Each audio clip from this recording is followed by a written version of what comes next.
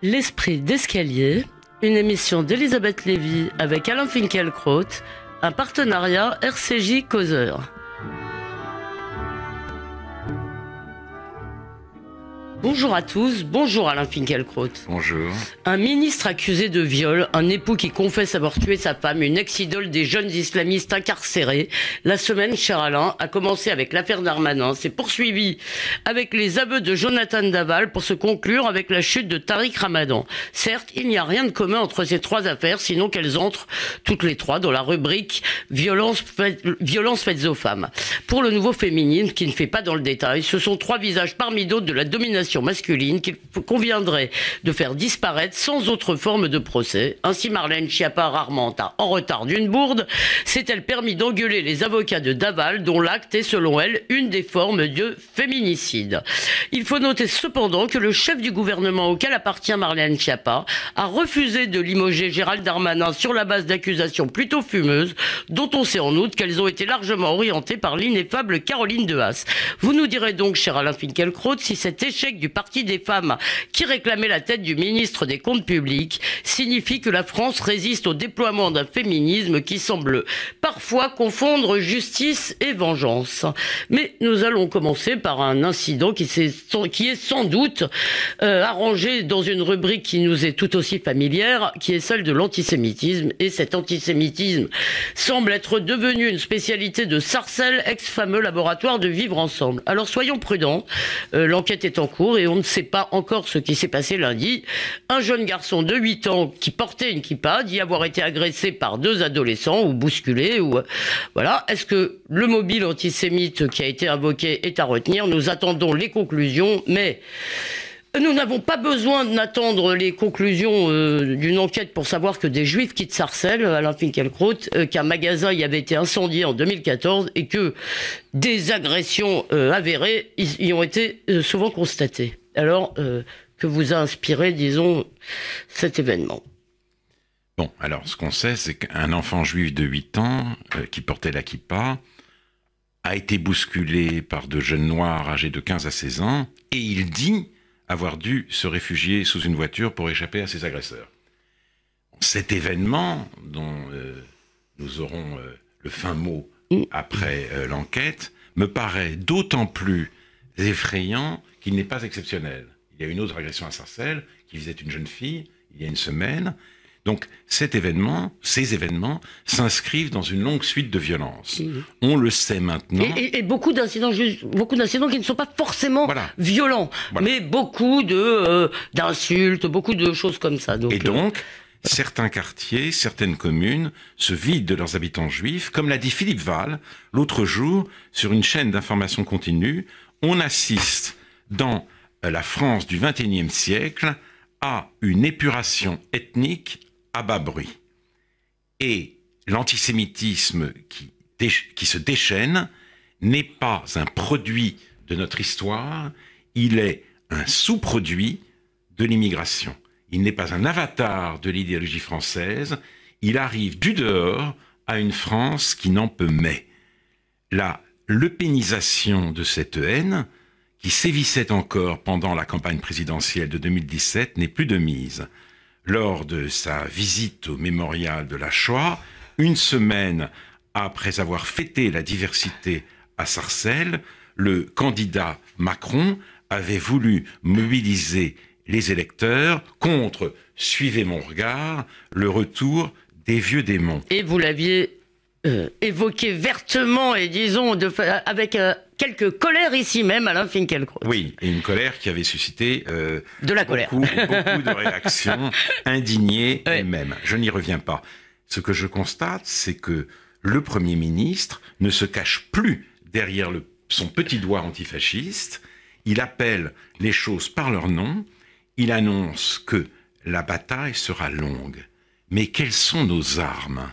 L'invocation du passé européen est sans prise sur les nouvelles populations.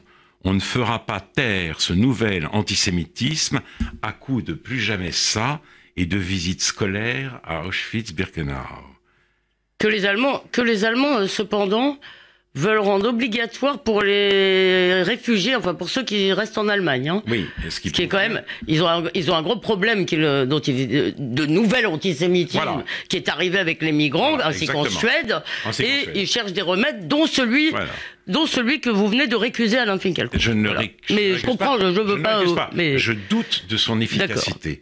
On peut même dire que du fait des processus immaîtrisables qui sont en cours, cet antisémitisme va se développer et prendre toujours plus d'ampleur. Ne nous voilons pas la face. Plus la France et les autres pays européens se transforment en sociétés multiculturelles, moins les Juifs sont en sécurité. Ils ne sont pas les seuls, loin s'en faut, mais ils sont les premières cibles et les premières victimes du nouveau vivre ensemble.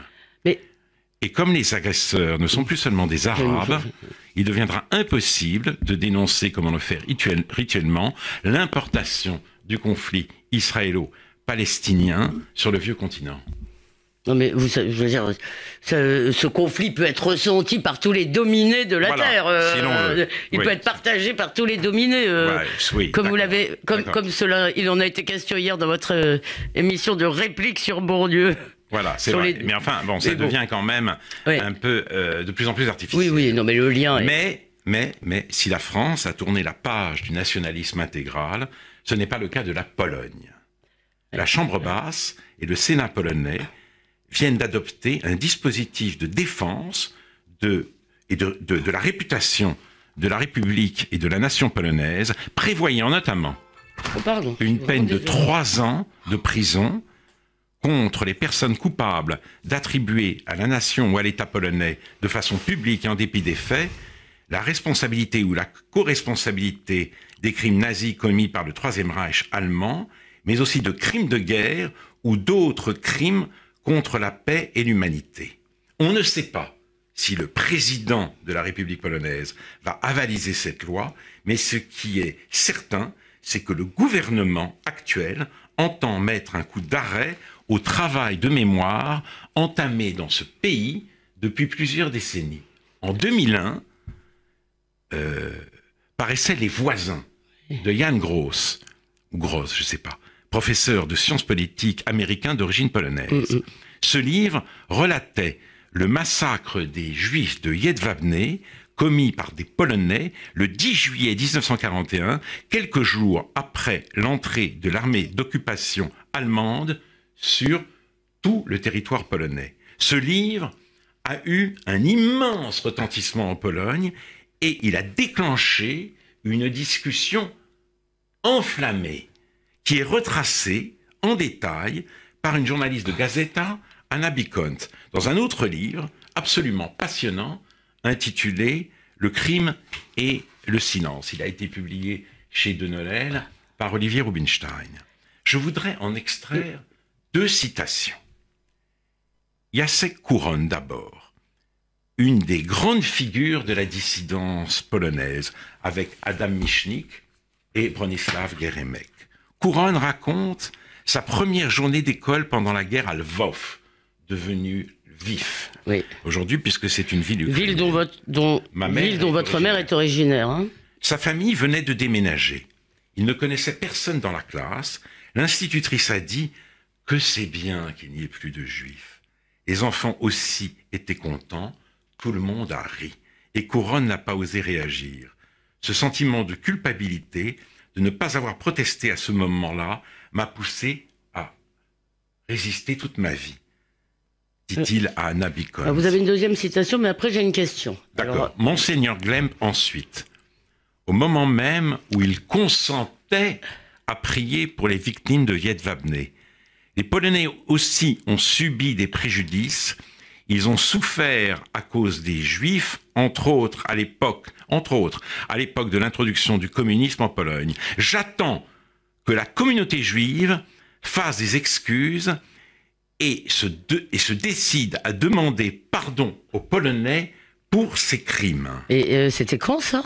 Ça, c'était dans les années 80. Gleb, c'était l'évêque du parti, en fait. C'est ça, c'était l'évêque de Varsovie, qui avait d'ailleurs succédé à Wojtyła.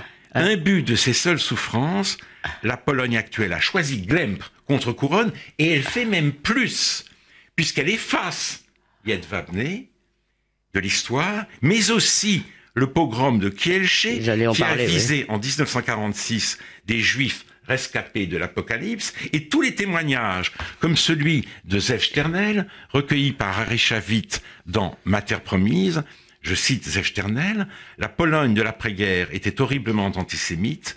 Malgré le départ des nazis, la haine des Juifs était perceptible à chaque coin de rue. Je me souviens d'une femme hurlant aux Juifs, « Racailles, vous êtes sortis de vos trous. Dommage qu'Hitler ne vous ait pas tous achevés. » Je me souviens de Juifs qui revenaient des camps dissimulant leur identité et qui, une fois démasqués, recevaient des injures et des coups. Bien sûr, on connaît, et on sait aussi que dans les années 60, il y a une grande vague qui a poussé les derniers, disons, intellectuels juifs polonais à quitter la Pologne.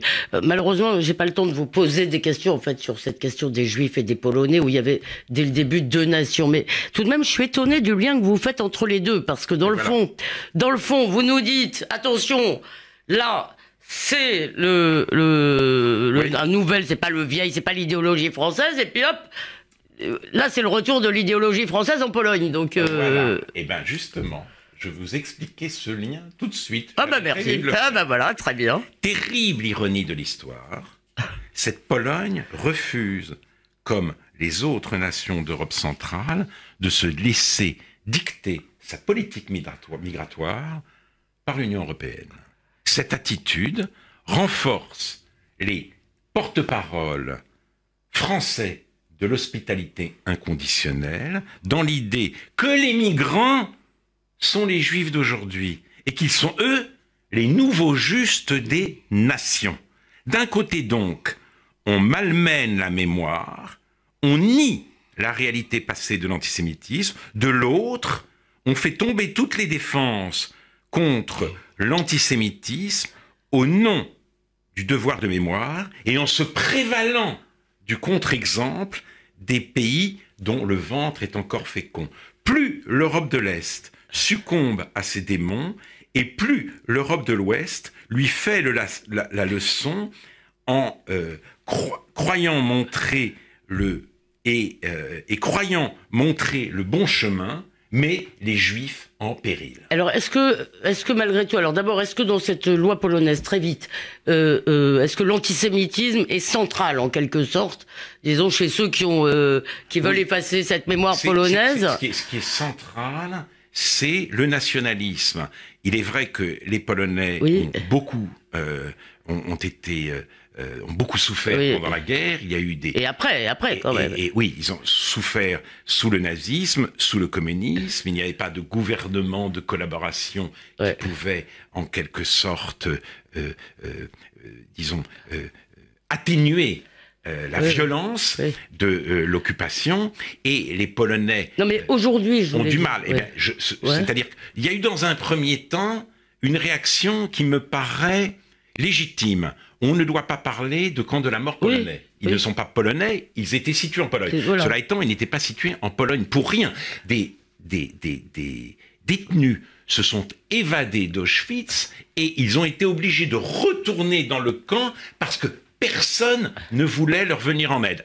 Il est vrai aussi qu'un Polonais coupable de secourir un Juif était immédiatement mis à mort. Mais l'antisémitisme polonais était extrêmement violent pendant la guerre. Tous les Juifs de ma génération ont des témoignages de leurs parents qui vont dans ce sens. C'est ce que je voulais dire. Et aujourd'hui, la réaction du gouvernement polonais va au-delà du refus de cette appellation, camp de la mort polonais. Il s'agit de soustraire la Pologne, qui a toujours été martyre, de la soustraire à la critique. Mais est-ce que ça a un rapport, pensez-vous, avec la pression dont par ailleurs la Pologne est l'objet, par exemple sur les questions migratoires, est-ce que ça a un rapport? Non, ça n'a pas. Est-ce que disons cette espèce de réaction de fierté offusquée des Polonais est liée d'après vous? Non, je ne pense pas justement. D'ailleurs, en République tchèque, la réaction à la pression migratoire de l'Europe est la même, Et donc, il ne s'agit pas de cela. Ces pays-là ne veulent pas être transformés malgré eux en société multiculturelle. Je vous ai cité, je crois, lors d'une autre émission, le cas d'un ancien adjoint de Václav Havel qui disait « Je ne veux pas que Brno, la deuxième ville polonaise, devienne la Marseille de l'Europe centrale. » Donc la France, qui a toujours été un exemple pour ces pays, devient de plus en plus un contre-modèle. Mais précisément, du côté des partisans français de l'ouverture sans limite, c'est l'occasion de dire, vous voyez bien que les migrants sont les nouveaux juifs. Il n'y a pas de hasard, disons. Voilà, c'est en quelque sorte une preuve de plus pour ce dossier. Nous reviendrons bien sûr sur la question de Sarcelles quand nous en saurons plus, mais passons donc à la rubrique femmes de la semaine. Je ne sais pas s'il faut dire femme ou féminisme ou néo-féminisme, cher Alain Finkielkraut. Donc, je le rappelle simplement, lundi, ou plus exactement dans Le Monde, je crois, de dimanche, du week-end dernier, on apprenait que Gérald Darmanin était l'objet d'une plainte pour viol et que le parquet avait ouvert une enquête préliminaire alors qu'il avait la plainte avait été classée quelques mois avant. Bon, je vous laisserai commenter. Et ensuite, il y a eu l'affaire Daval, l'affaire de Jonathan Daval, et j'ai cité aussi Marlène Schiappa, qui, je dois dire, s'est attiré quelques colibets sur ce sujet. Alors Alain Finkielkraut, comment avez-vous vécu cette semaine? L'une des caractéristiques les plus frappantes de la révolution déclenchée par l'affaire Weinstein, c'est l'anti-juridisme. Parce qu'il est méticuleux, parce qu'il respecte les formes, parce qu'il impose à chaque plainte, à chaque accusation, l'épreuve du contradictoire, le droit suscite aujourd'hui l'impatience, l'incompréhension et même la haine. À l'époque de l'immédiateté technique et de la révolte politique contre les prédateurs, on n'a pas de temps à perdre avec les procédures. Les coupables doivent payer tout de suite. En Amérique, il suffit déjà d'une simple dénonciation pour que des acteurs, des metteurs en scène, des chefs d'orchestre soient mis au ban. Et il faut quand même citer le nom de Woody Allen à ce sujet, dont on dit, bien qu'il a été, j'ai lu de longs articles là-dessus, qu'il y a eu 2 enquêtes d'organismes publics américains de protection de l'enfance, et qu'ils ont conclu qu'il n'y avait rien. Et bien que malgré cela, on dit que Woody Allen ne fera plus de films. Hein. Je suis allé voir d'ailleurs son dernier film. Et je dois dire que la presse française, maintenant, reprend le flambeau. Dans l'Obs, le dernier numéro, je crois, et il y a un article intitulé Dirty Woody, point d'interrogation, mais dans cet article, on en vient, si vous voulez, à soupçonner non seulement l'homme, mais l'œuvre.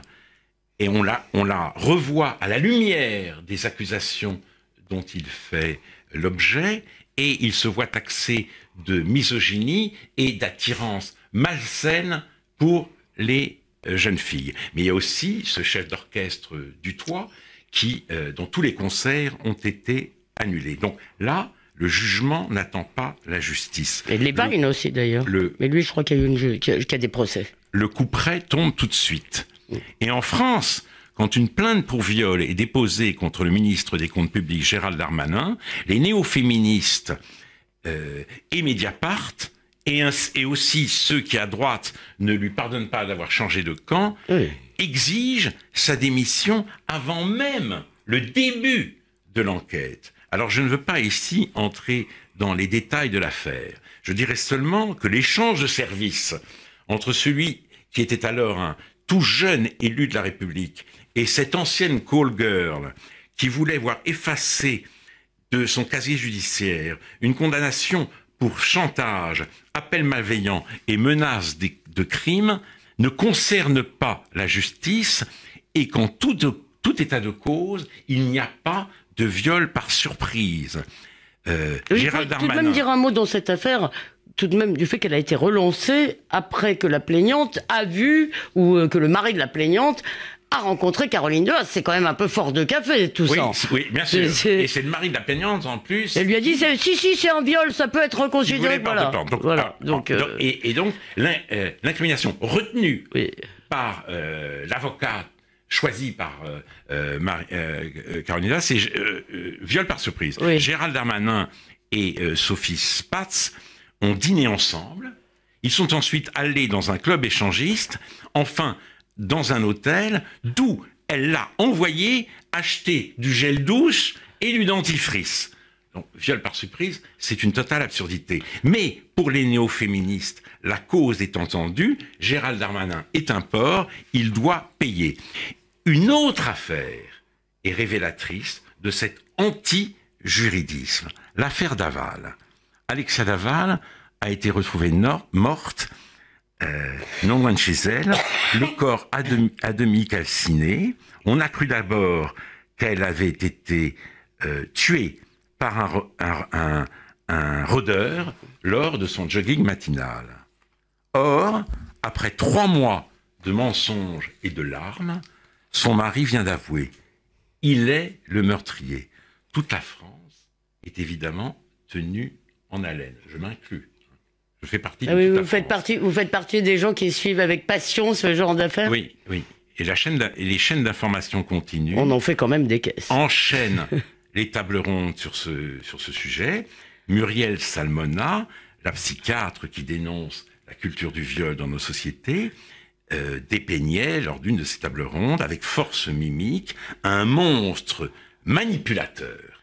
Et voici qu'au terme de la garde à vue, l'avocat de Jonathan Daval explique que les rapports entre les époux étaient très tendus et que c'est elle qui se montrait violente. Cette ligne de défense... Et dominatrice, disait-il d'ailleurs. Cette ligne de défense a immédiatement fait scandale. Les néo-féministes se sont indignés et, bafouant la séparation des pouvoirs, la secrétaire d'État à l'égalité des femmes et des hommes a accusé l'avocat de salir toutes les victimes de violences conjugales. Elle a en outre requalifié l'assassinat de meurtre, requalifié le meurtre d'assassinat. Ce qui veut dire avec préméditation. Voilà. Et comme Laurent Geoffrin, elle a parlé de féminicide. Comme si Jonathan Daval avait tué Alexia parce que c'était une femme, comme les nazis tuaient les juifs en tant que juifs. Imaginons une seule seconde le scénario inverse. Alexia tue Jonathan et son avocat révèle que celui-ci avait une personnalité écrasante et se montrait parfois violent. Aussitôt, un comité de soutien se serait formé et Josiane Balasco, invitée à la télévision par Laurent Delahousse, aurait invoqué la légitime défense. Alors, Mais d'ailleurs, attendez, permettez-moi de faire un peu de pub, parce que Guil Mikhaëli a fait un article fascinant sur l'affaire Sauvage. Oui. Et dans l'affaire Sauvage, je veux dire, il y a une enquête qui vient de paraître et qui montre quand même que deux tribunaux composés de jurés populaires l'avaient condamné, ça n'était tout de même pas pour rien, et que la pression de l'opinion a transformé une affaire compliquée, douloureuse, en une anti-bluette féministe. Voilà. Alors, donc, moi, je ne ferai pas la même chose pour Jonathan Daval. Son crime est atroce. Donc, je ne suis pas là pour appeler à un comité de défense. Son crime est atroce. Mais il est le dénouement d'une histoire singulière. Et sa femme, en effet, furieuse de n'avoir pas d'enfant, en dépit de son traitement anti-fertilité, lui envoyait des SMS pour fustiger son impuissance. Le droit ne connaît que des cas particuliers. La révolution n'a affaire qu'à des entités. C'est pourquoi toutes les révolutions veulent se défaire du droit. Il n'y a pas d'innocents parmi les aristocrates, disait Collot d'Herbois. Et la loi du 22 prairial, la célèbre loi des suspects, donnait les coups des franches au tribunal révolutionnaire en supprimant l'instruction, en fondant l'acte d'accusation sur de simples dénonciations, en retirant à l'accusé le secours d'un avocat, en supprimant l'audition de témoins, bref, en faisant de l'audience une simple formalité. Nous n'en sommes pas revenus à l'âge de la guillotine, Dieu soit loué. Dieu soit loué. Mais la structure mentale de la révolution actuelle est la même. La dénonciation fait le coupable, le porc est celui que sa victime désigne comme tel, car, selon la phrase immortelle d'Agnès Varda, l'humiliation est toujours du côté des femmes. Le droit... Et selon Jacques Toubon, il faudrait peut-être s'en tenir à l'accusation. Hein. Voilà, exactement. Ça devrait suffire. Le droit relève de ce que les Grecs appelaient la phronésis, qu'on traduit généralement par prudence et qui est plus précisément la sagesse pratique adaptée à la singularité des cas. Or, avec la nouvelle révolution, l'idéologie congédie la phronésis, il n'y a pas d'individu pour elle, il n'y a que des symboles. Et la littérature, cette jurisprudence de la vie humaine, est mise à mal en même temps que le droit. Dans le dernier numéro, le deuxième numéro du nouveau magazine littéraire, qui célèbre d'Antigone à MeToo la nouvelle révolution en marche, il y a un article stupéfiant qui en dit long. L'auteur, Sophie Rabot, qui est enseignante chercheuse à l'université Paris 3, explique que si Carmen la rebelle accepte de suivre José et renonce à se défendre, c'est qu'elle a été violée. De même Nausicaa quand elle tombe sur Ulysse. Et notre Herméneute se demande ce qu'on a bien pu faire à Célimène pour que cette veuve indépendante et joyeuse à la fin du Misanthrope, propose à Alceste un mariage dont elle a dit sur tous les tons qu'elle ne voulait pas. Même interrogation pour la Traviata et Manon Lescaut. Et voici la conclusion de l'article. Et il va falloir arriver à la vôtre dans la foulée. Une récente campagne a appelé les victimes d'agressions sexuelles à briser le silence qui les tue une deuxième fois. Je ne vois aucune raison à ce que cette saine entreprise s'arrête au bord de la fiction. Seule une action collective des lecteurs, lectrices et personnages permettra de mettre au jour la violence enfouie dans les pages de la littérature mondiale. Aux dernières nouvelles, Carmen se trouverait en Italie, à Florence, où elle semble avoir réussi à se débarrasser de José dans une mise en scène de l'opéra de Bizet par Léo Muscato. Depuis les foyers des femmes de Toscane où je l'ai retrouvée, je lance avec elle ce solennel appel: balance ton porc dans la fiction.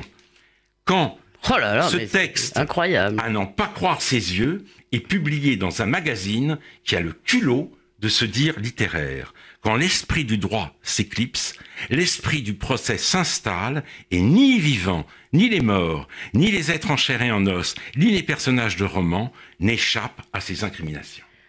Eh bien, merci, cher Alain. Je voudrais aussi renvoyer les auditeurs au livre de Claude Habib sur la question. Je ne me rappelle plus lequel, mais il me semble qu'elle dit beaucoup de choses sur le rapport entre le fait que le féminisme congédie, un certain féminisme congédie la littérature. Galanterie française. Voilà, mais dans un autre de ses livres aussi. Mais je retrouverai voilà. Je suis, comme vous, étonné que cette suspension des formes de la justice pour obtenir la justice ne fasse pas scandale ou ne fasse pas plus scandale. Mais je vous le rappelle tout de même, Gérald Darmanin est encore au gouvernement.